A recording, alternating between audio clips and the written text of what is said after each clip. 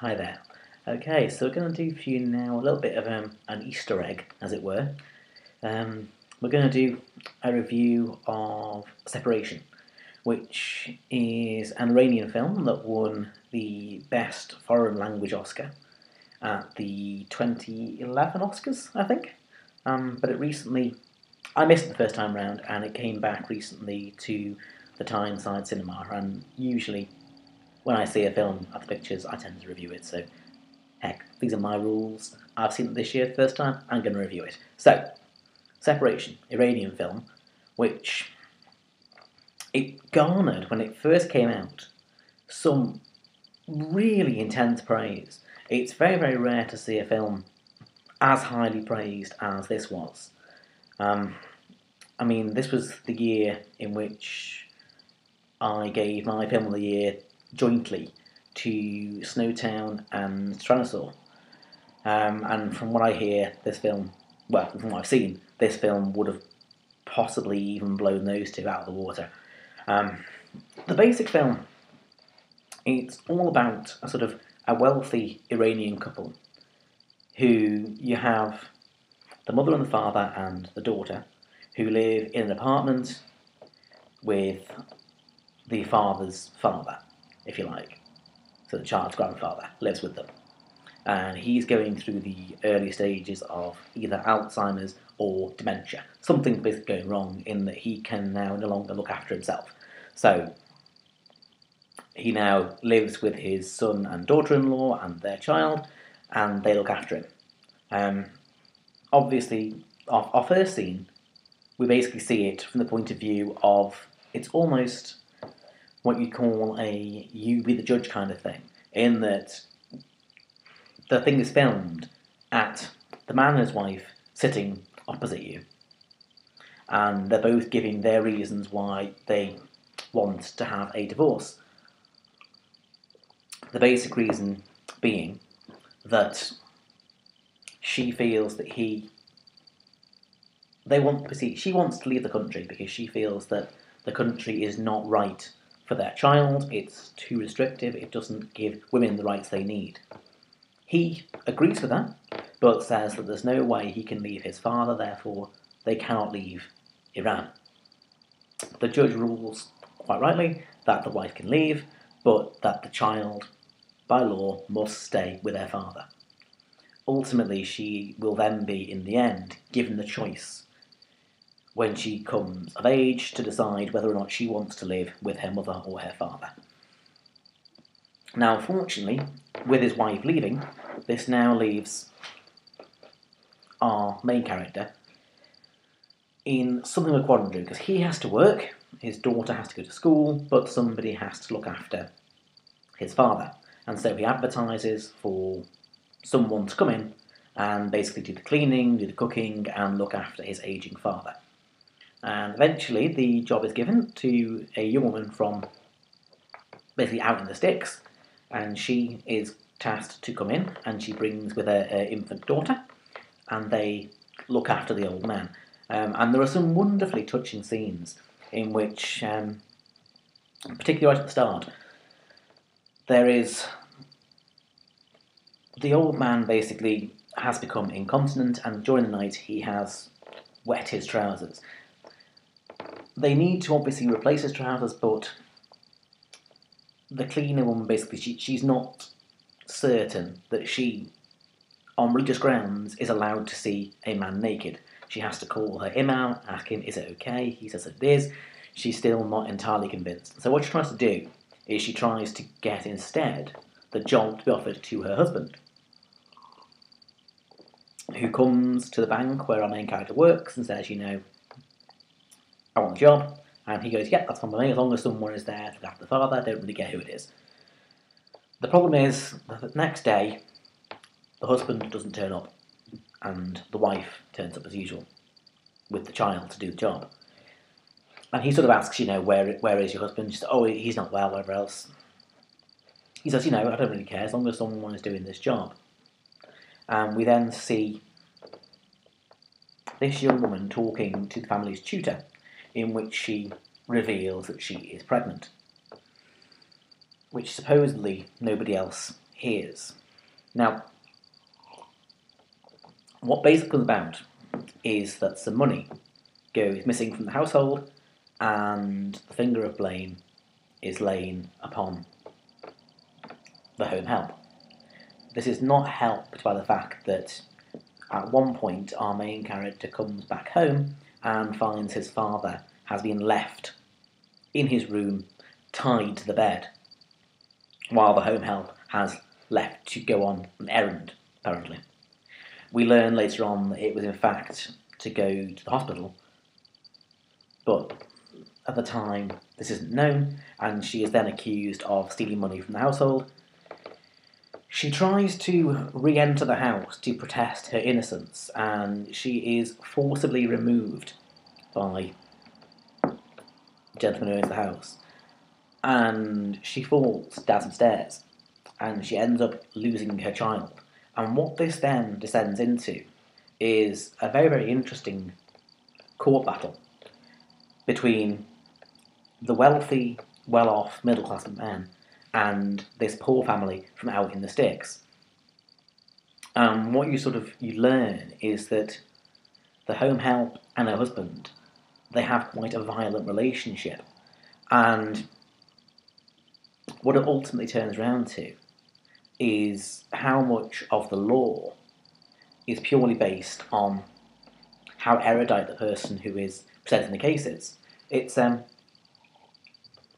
exceptionally well done piece, and in the end they come to an agreement in which there will be a fee paid to the poor family in return for dropping the lawsuit, even though he knows that it's fictional, because he's now realised that the way he pushed her out of the room, out of the flat, she couldn't have possibly fallen down the stairs as she says she did. He thinks it's much more likely that she became faint and she collapsed down the stairs. And it was nothing at all, well, it wasn't nothing to do with it, it was not directly caused by his push. And what they do, they come round to the family and they say, we'll give you a cheque and let's end this thing now. And he says, okay, I'll give you the cheque, but I would like you to swear on the Quran that I did this to you. And the problem is that obviously the woman, as we've seen from the start, has a deeply religious conviction. And the problem is that she just simply cannot swear on the Quran that he caused this in its entirety, because he didn't, and she knows he didn't. But what you're left with is this real ethical quandary between what realistically is justice. Because this woman, she was simply doing a job. She did perhaps something wrong in tying up his father, but ultimately she was desperate. She had to go to the hospital. She certainly didn't steal from him. And yet, ultimately, in all of this, she's the one that loses out. And so you've got this this courtroom drama playing out between the two sides, and you're being asked to decide on whose side are you. And for the most part, you are on the nice middle-class family side, because he hasn't done anything wrong. He shouldn't have to be put into prison or whatever else because of this. He's innocent. But at the same time, you're left thinking, but is he totally innocent? Because a lot of what's happened, he causes. And certainly you can see the way that he twists things, because we learn later on that he knew full well she was pregnant. So he did throw out the house, forcibly remove her from the house, knowing full well that she was pregnant. So what you're left with, like all really, really good pieces of film like this, is it never gives you an answer.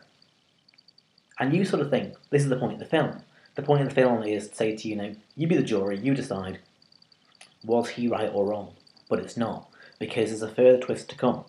They go back into court, and there's now the question, the daughter, having come of age, has to decide whether to stay with her father and her grandfather, or go with her mother to a new life.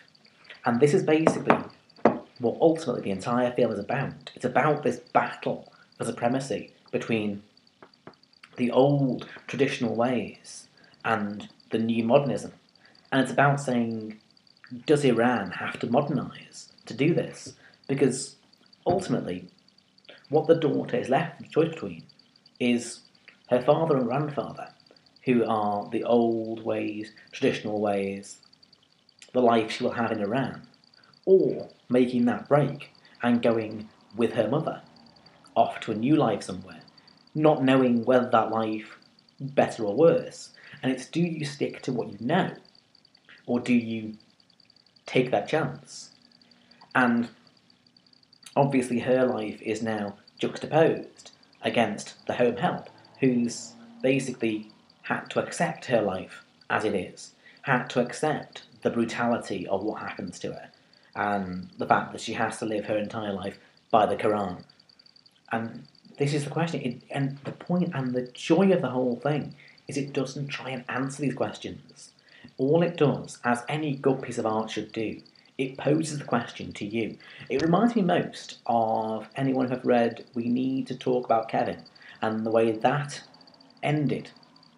Because the reason why that book is so powerful and so good is because it never attempts to say to you, this is the answer. It says to you, here is the evidence, make your own assumptions.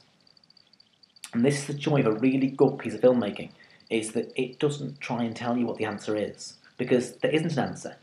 And the point is, the end of this film is just left with both mother and father being asked to leave the room so that the daughter can give her decision to the judge in privacy.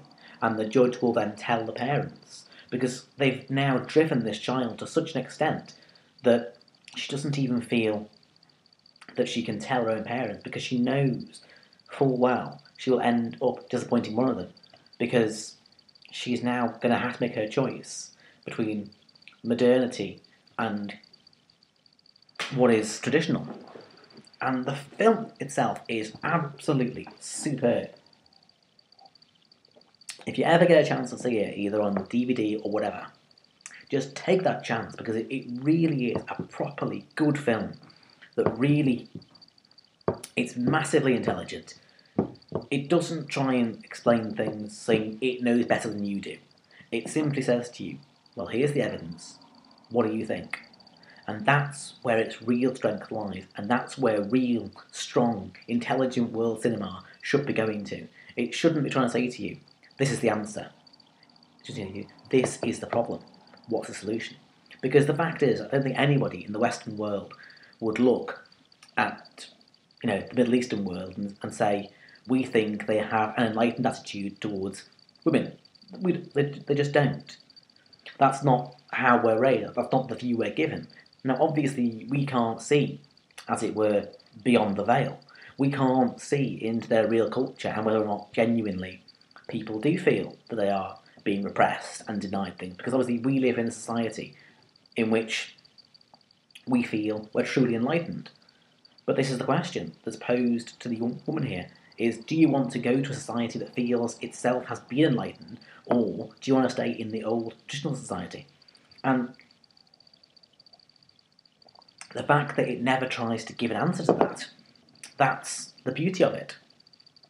So ultimately, I'm sort of, in a way, quite sad I didn't watch this now when it first came out, because obviously I think it would certainly have made my top 10 of 2011. I think it would have made it a really, really difficult fight between that and Snowtown and Tyrannosaur for what would have been the best film that year. Obviously, according to the Oscar committee, it was Separation that won it. But, sort of, for me, this was a really, really great film. It was a fantastic way of spending a day, an afternoon, and I would just urge you, if you ever get a chance, just sit down, watch it, and think, come the end, genuinely, what do I think? And there are not enough films, for me, out there, that genuinely say to you, what do you think? And I'll see you soon. Tra.